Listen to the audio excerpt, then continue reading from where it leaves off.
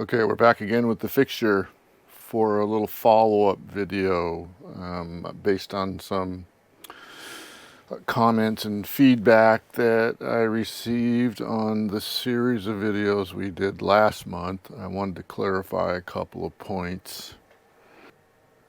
Let's review the layout of the charging and power distribution system for these classic Chrysler products from the 60s and 70s real quick.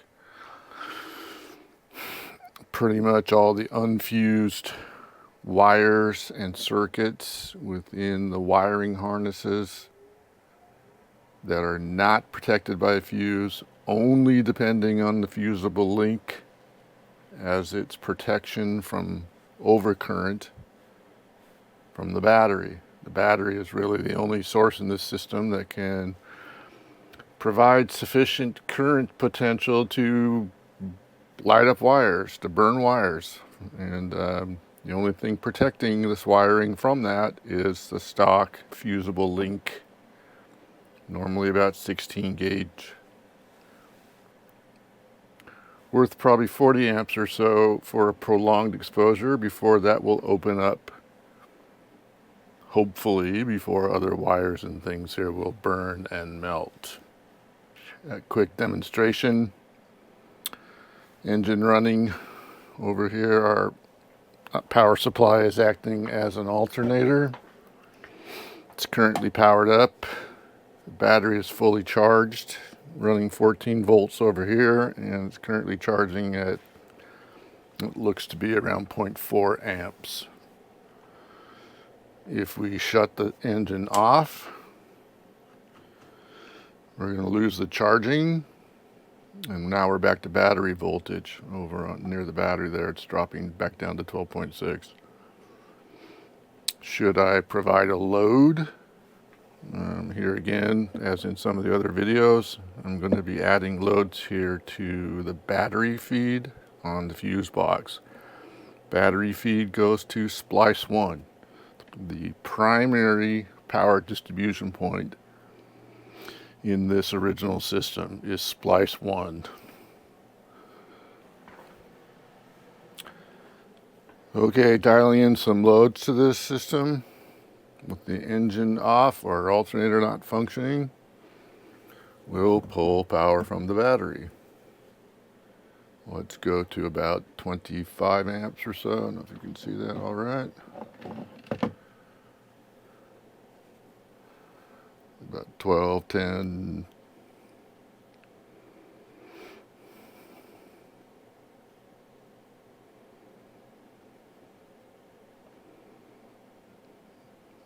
There's 21 amps. You'll see our battery voltage is down a little bit. You'll also see our ammeter is showing a discharge. About 3/4 of sweep towards the discharge side. According to this, that's 21 amps of discharge from the battery. If I turn the engine on or power up the alternator, we'll now see that we're above the center towards the charge side.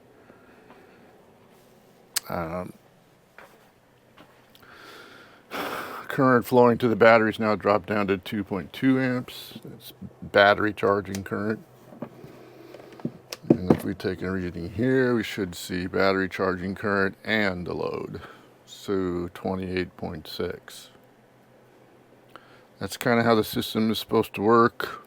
Well, now we'll get on to this particular video, what we're going to show. We're going to replace that fusible link with a fuse, and we're going to see how far we can get before opening up the original circuit protection as originally designed. And then we're going to throw the bypass wire on there and see how that changes. Stand by. Okay, substituting the fusible link, the stock 16 gauge fusible link is a fuse holder and a 30 amp fuse. And we're going to put close to 30 amps on this system and see if we can get that fuse to blow. Shouldn't be a big deal to do that. Let's see if we can get a good reading from the ammeter.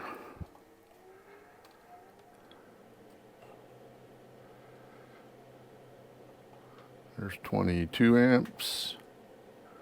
Got a bit of a discharge going on here. We're bringing the battery down to 1116. I'll just keep going. See at what point does things burn, or does that fuse open up?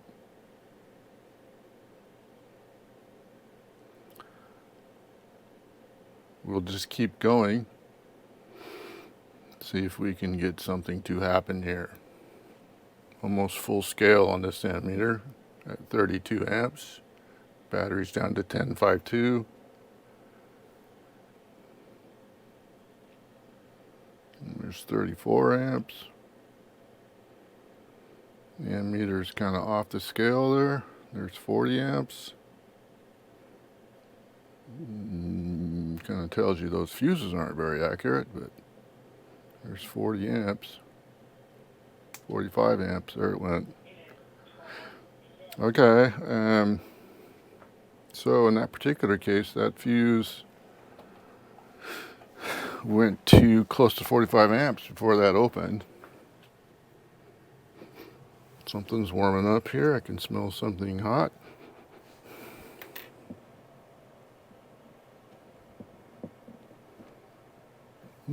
That guy. Okay. Wire warming. 45 amps, kind of on the limit there. Let's do one more just to make sure.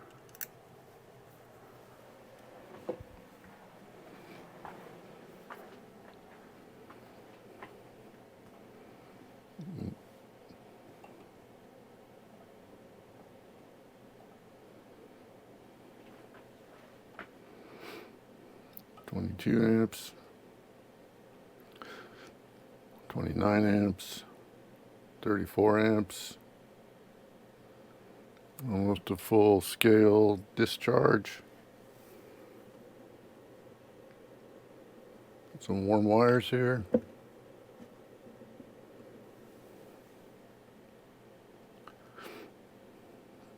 $30, $40 amps.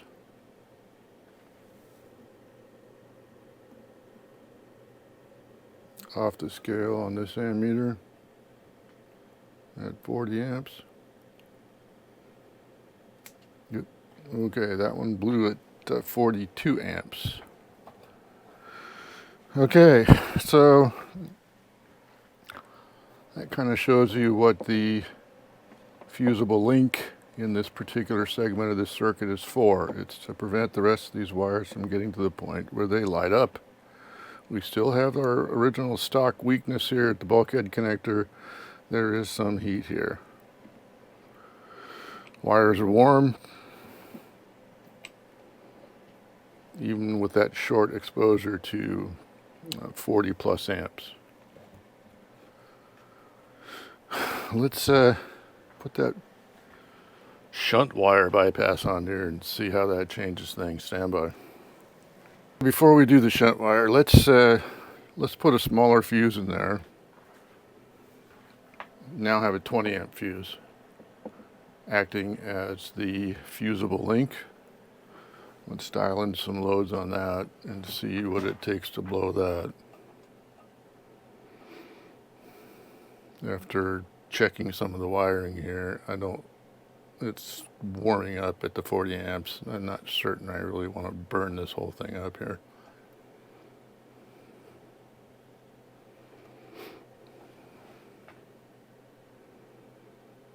There's 20 amps, 22 amps,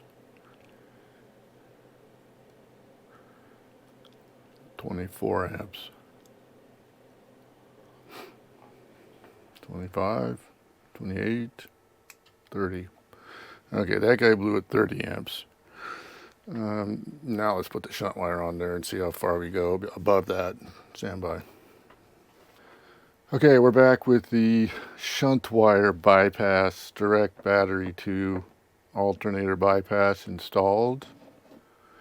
As some who promote this say it should be installed. I've seen some who suggest large battery cables directly from the alternator to the battery clamp. No circuit protection whatsoever on this leg. Others say all you got to do is put a fusible link on this and everything is going to be safe. Let's have a look and see what this does to our stock circuit protection as we demonstrated a moment ago.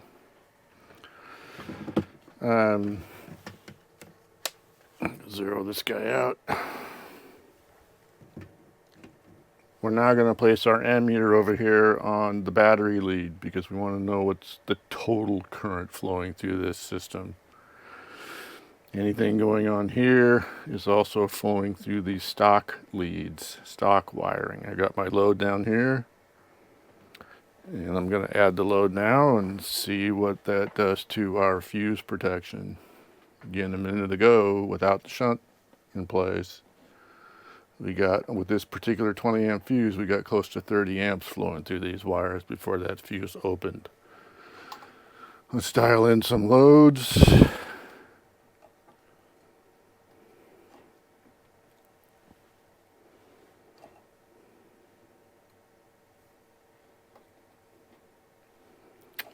There's 30 amps registering over here at the battery. We don't have anywhere near that deflection on the ammeter. So without the shunt wire previously at about 30 amps, the 20 amp fuse blew. Let's see how far up we can go without something burning up here. There's 45 amps. There's 60 amps according to this. Things should be heating up here.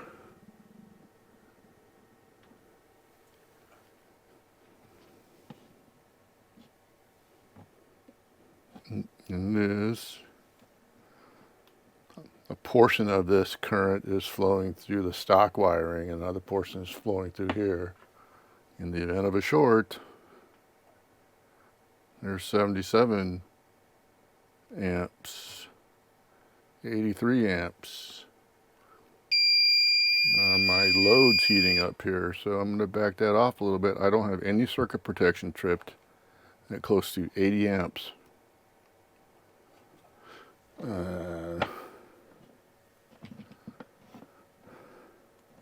This guy. Oops, that's hot. There won't be much heat going on with the ammeter because a significantly less portion of that current is flowing through the stock wires at this point in time. But in the event of a short, we're going to have wires burn. Let's try that again and see if we can.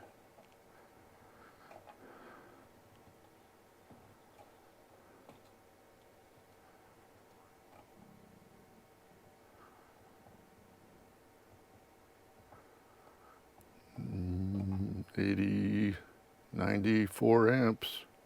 Still no circuit protection. There's 102 amps before the carbon pile heats up. 104 amps here, still no circuit protection. Great deal of heat starting to form here, especially at the splice. You're circumventing circuit protection for these 12 gauge wires. On a short, there will be wires burning. I've also seen too, somebody else suggesting a third parallel circuit between the battery or the starter relay and the ammeter with another 12 gauge fusible link. All you're doing there is dividing the current up again by 3. So now you've raised that circuit protection level even higher. Not a good idea for that shunt wire. There are better ways. Okay, one more test. Let's just keep going and see what it takes to knock that 20 amp fusible, pretending to be fusible link fuse out. Hopefully we won't burn the place down, but here we go.